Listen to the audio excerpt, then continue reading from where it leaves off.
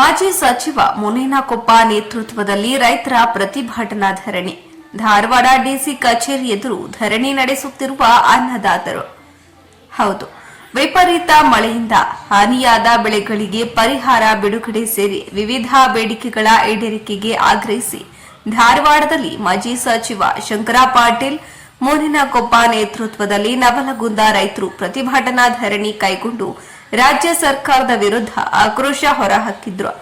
ಧಾರವಾಡ ಜಿಲ್ಲಾಧಿಕಾರಿ ಕಚೇರಿ ಎದುರು ಮಾಜಿ ಸಚಿವ ಶಂಕರ ಪಾಟೀಲ ಮುನೇನಕೊಪ್ಪ ಅವರ ನೇತೃತ್ವದಲ್ಲಿ ಧಾರವಾಡ ಗ್ರಾಮೀಣ ವಿಧಾನಸಭಾ ಹಾಗೂ ನವಲಗುಂದ ವಿಧಾನಸಭಾ ಕ್ಷೇತ್ರದ ಅನ್ನದಾತರು ಧರಣಿ ಕೈಗೊಂಡಿದ್ದು ರಾಜ್ಯ ಸರ್ಕಾರದ ವಿರುದ್ಧ ತಮ್ಮ ಆಕ್ರೋಶವನ್ನ ಹೊರಹಾಕಿದ್ರು.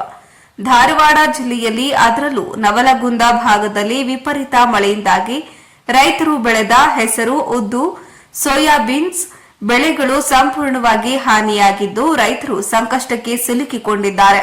ರೈತರಿಗೆ ಸರ್ಕಾರ ಕೂಡಲೇ ಬೆಳೆ ಹಾನಿ, ಬೆಳೆ ವಿಮೆ ಹಾಗೂ ಬೆಳೆ ಪರಿಹಾರ ಬಿಡುಗಡೆ ಮಾಡಬೇಕೆಂದು ಆಗ್ರಹಿಸಿದ್ರು. ಡಿಸಿ ಕಚೇರಿ ಎದುರು ಹಾಳಾಗಿರುವ ಹೆಸರುಕಾಳು ಹಾಗೂ ಹೆಸರು ಬೆಳೆಯನ್ನ ತಂತಿಟ್ಟುಕೊಂಡು ರೈತರು ಧರಣಿ ನಡೆಸಿದ್ದು ರಾಜ್ಯ ಸರ್ಕಾರ ಶೀಘ್ರ ರೈತರ ನೆರವಿಗೆ ಧಾವಿಸಬೇಕು ಎಂದು ಆಗ್ರಹಿಸಿದ್ರು.